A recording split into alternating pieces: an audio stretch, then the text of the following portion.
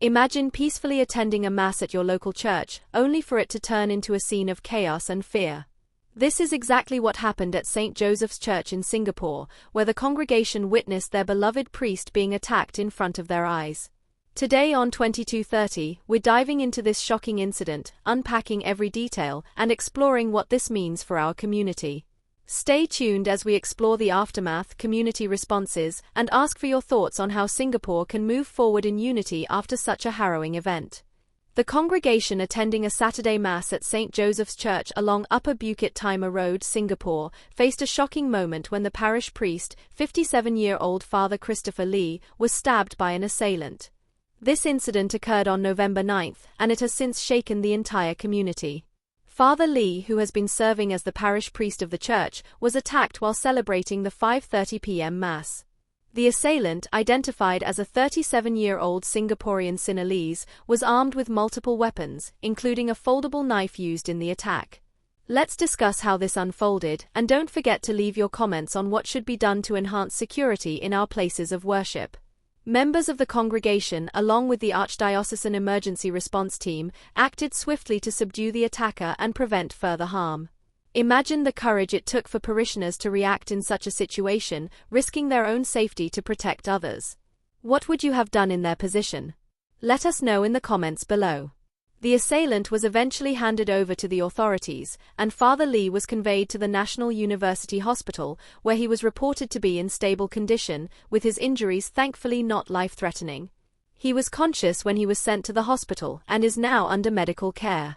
This quick response not only prevented further violence but also ensured that Father Lee's condition remained stable. Singapore Civil Defence Force (SCDF) received the call for assistance at 6:30 p.m., indicating that help arrived soon after the attack.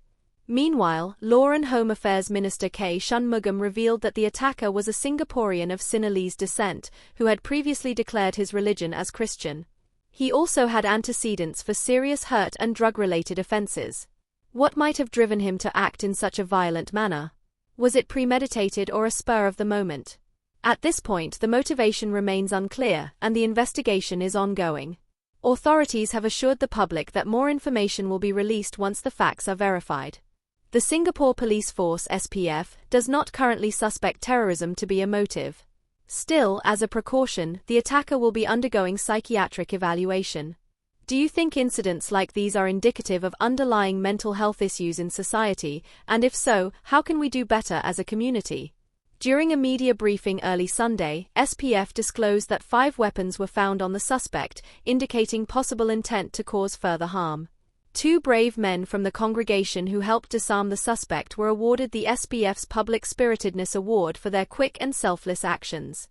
It's important to celebrate these acts of bravery, even in such tragic circumstances. Would you consider such awards important in encouraging public courage, or do you think there's more that should be done? Share your thoughts. The attacker is expected to be charged in court on Monday, November 11, for voluntarily causing grievous hurt with a dangerous weapon. If convicted, he could face up to 15 years in prison, along with a fine or caning. A court order will also be sought to remand him for a psychiatric evaluation at the Institute of Mental Health. Given his previous criminal records and the current nature of the offense, it's crucial for the authorities to understand what motivated such violence.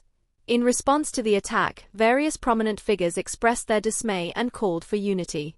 Prime Minister Lawrence Wong stated that violence has no place in Singapore, emphasizing the importance of safety and harmony, especially in sacred places like St. Joseph's Church.